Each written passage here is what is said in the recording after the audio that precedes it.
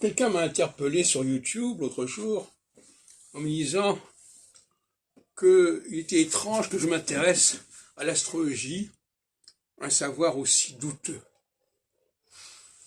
Alors, je crois qu'il n'a pas dû suivre mes émissions sur le sujet. Il a simplement vu que je parlais d'astrologie. Et simplement, le fait de parler d'astrologie, tout de suite, c'est réglé. Comme si l'astrologie était immuable, ne progressait pas, ne pouvait pas se réformer, ne pouvait pas se recentrer. Et donc, par conséquent, cette façon de dire « vous intéressez à l'astrologie », qui est un savoir douteux, ça me paraît inacceptable, ce genre de propos. Et dès qu'on me parle comme ça, moi, j'ai pas envie de répondre, parce que ça montre le niveau de la personne. Pour moi, évidemment, l'astrologie, telle qu'on la pratique aujourd'hui, elle est très douteuse, c'est un fait. Mais ces gens qui font cette astrologie douteuse, c'est l'arbre qui ne doit pas cacher la forêt, ou la forêt qui ne doit pas cacher l'arbre.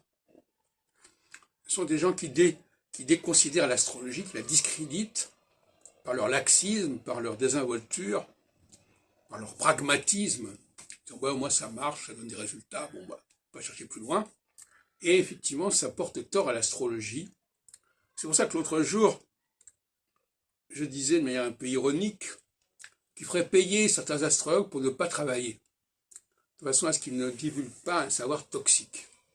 Je pense que dans bien des cas, en phase équinoxiale, notamment quand on veut un dégraissage, en enlevant les gens incompétents ou qui véhiculent des choses qui n'ont pas de valeur, il faudrait les payer, les indemniser, pour qu'ils arrêtent,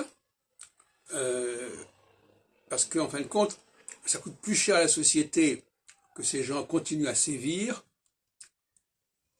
que de les payer à survivre. Et donc l'argent doit servir non seulement à faire travailler les gens, peut être une incitation à travailler, mais il peut être aussi une incitation à cesser un travail toxique.